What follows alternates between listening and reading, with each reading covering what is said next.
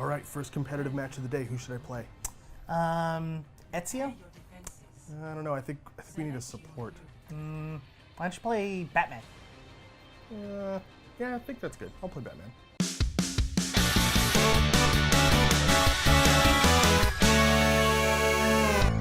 Hey everyone, welcome to GameGorgon. My name's Indigo. And I'm Krug. And today we're going to be talking about some really interesting hacks that have been going on in Overwatch, as well as some updates to some characters. Yeah, at the end. We're going to talk about the hacks first because they're really awesome. There's been a lot of footage going around where you can see a player in a competitive game of Overwatch playing a character that is not a character that you're supposed to be able to play in Overwatch.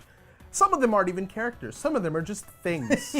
Well, and it was so funny because everyone was speculating, like, oh man, the assassins and new character. We said that. Yeah, we did. And hey, we were right, sort of. The characters that we've seen so far are the Assassin and the Heavy Assault from Retribution. The Slicer, the Detonator, and the Eradicator from Uprising. And Junkrat's Tire and a Training Bot from just fucking, I guess, Overwatch. I guess, I don't know. Honestly, I didn't see any of the characters get a kill or really even do damage except for the Heavy Assault. So I don't know if they were either like not able to attack in that context or if they didn't attack because they didn't want it to be unfair or something. I mean, that second one I'm not terribly confident in it being true.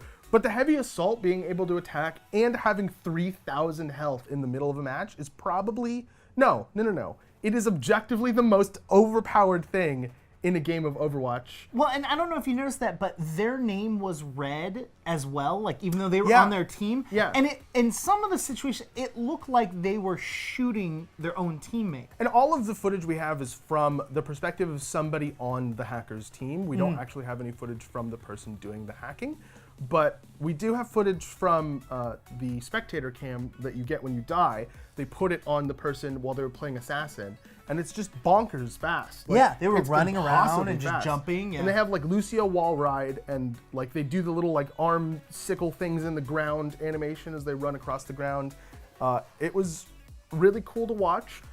I mean, I'm just going to throw this out there. I don't think I have to, but I'm going to anyways. We don't support it happening. No. I just think the concept is funny. I feel bad for the people in that game, though. Like, if you were playing a custom game and, like, someone made that, I'm fine with that. But, like, in a competitive, like, that's the... Really, even any context where the rest of the players don't think that's going to happen. If I'm playing quick play and I'm trying to, get better at Hero X, and that is in my game, like that game is basically meaningless now. Well, let me rephrase that.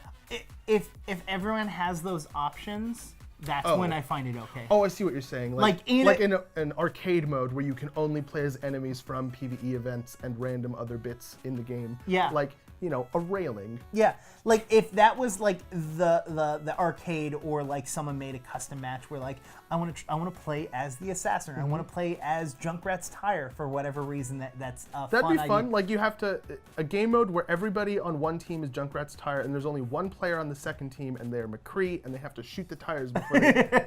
I wouldn't be surprised if, especially Jeff Kaplan and how he is, would patch that, but then actually make that an arcade. Yeah, game. right? Like he'd be like, look, if this is something you want, you could have just said so. Like, I make the game. Yeah, like that's a part of my job. Like just go on the forum, say it'd be really fun to play as these characters. So some people were speculating that some of this hack has to do with using a custom game client, that you couldn't do this with the standard game client, which is interesting because, and again, another portion of the community was pointing out, most, if not all, games that work on a server-client relationship will check to see if your game client has been modified, and if it has, they'll just be like, hey, this isn't the right game client, you can't connect. And you can see that behavior, actually, if you disable automatic updates in the Blizzard client, and then you try to play Overwatch after a big patch, it'll just say, nope, this isn't the right client, you can't play. So it's kind of confusing as to how this happened in the first place. It's not just nobody knows, it's that, like, the technology that you would seem to need in order to accomplish this shouldn't be possible. Yeah. Because you shouldn't be able to modify the game client. From a technical perspective, it's very interesting. And I hope that maybe somebody figures it out and then releases the information after it's patched so that it can't be abused by a ton of people. Well, on a gameplay standard, or side of it, what do you think about Hanzo's changes? Oh yeah, so there were a couple changes for Hanzo that we want to talk about, as well as some for Lucio that I want to bring up. The most impactful thing about Hanzo's changes, I think, are the Storm Arrows. It's a new ability, it's replacing Scatter Arrow. And Storm Arrows basically gives you 6 rapid-fire, fully charged slightly damage reduced arrows that you can use. I think it's really, really fun to play with. I think a lot of people are going to be spamming them, and I don't think that's the right way to play it. I think its benefit comes from the fact that the arrows are always fully charged, go full distance, go full speed, and so you can take a little time in between them and land 6 accurate shots without slowing down to charge up your arrow. I think that's where they're coming from. As far as like how they're intending the ability to be used. Although that having been said, if you're fighting a Roadhog at medium to close range, just holding down left click is super okay. Like it does a ton of burst. They also added lunge, which allows Hanzo to leap in a direction. Whatever direction you happen to be moving when you use it is the direction Hanzo will go. It's kind of like the McCree roll. A lot of people were talking about him having an escape now. I don't really think it's that far or that fast. It's not really an escape. It's just whatever you'd get with a McCree roll, you just get to reposition yourself a little bit. Maybe if an enemy's trying to hide around a corner, you can like catch up to them a little better. Sure. But it's definitely not something to get away from a Winston. And then Sonic Arrow, they reduced the cooldown pretty drastically from 20 seconds to 12 seconds, but they also reduced the range at which it acquires enemies. I honestly didn't notice the range reduction, but I obviously did notice the cooldown reduction, and it feels like a total buff. Like, I love it now. There are also some Lucio changes with Wall Ride that let you do this now. All right, everyone, what do you guys think? Do you want to play as the Assassin or the Heavy Assault?